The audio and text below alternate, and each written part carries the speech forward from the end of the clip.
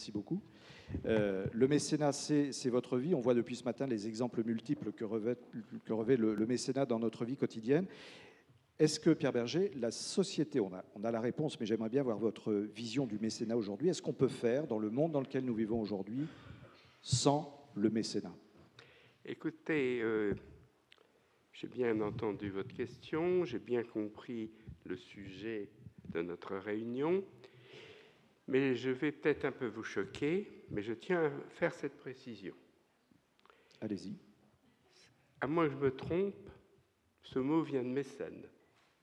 À moins que je me trompe, mécène n'a jamais vendu de cravate, ni de parfum, ni rien d'autre. Il s'est contenté de soutenir des artistes, et Horace. Alors, j'ai rien contre ça, mais je voudrais qu'on fasse un peu de sémantique.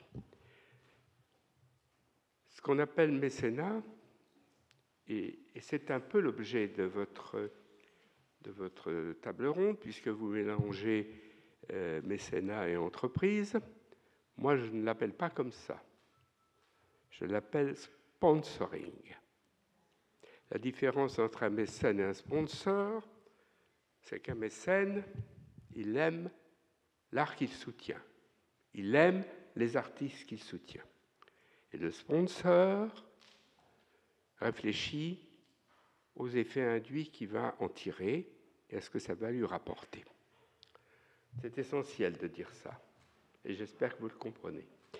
Mais je veux dire quelque chose pour qu'on ne me réponde pas uniquement cela. Mais bien, il faut le prendre comme ça. Alors maintenant, un sponsor, je vais pousser, qui n'aimerait pas l'art, qui n'aimerait pas l'artiste, mais qu'il soutiendrait pour des raisons commerciales, c'est dommage, mais tant mieux. Au moins, il permet à l'art d'exister et à une œuvre d'art d'exister. Pourquoi j'ai tenu à faire cette différence, marquer cette différence dès le début? Parce que je trouve que tout est respectable, et je viens de le dire, tant mieux si une grande marque de ceci ou de cela, de luxe souvent, soutient la création d'une œuvre d'art. Tant mieux. Mais les mécènes, pour aimer l'art, ils n'ont pas besoin de ça. Le mécène ne s'achète pas de passeport culturel. Le mécène considère que s'il a la chance de disposer de moyens, s'il a cette chance dans la vie, c'est la chose la plus naturelle du monde, que la culture fait partie de notre vie. La culture n'est pas une chose qu'il faut obligatoirement adopter comme on se lave les dents 2 fois par jour. C'est pas ça. La culture vous permet de vivre. Ça, c'est comme ça que doit être un mécène.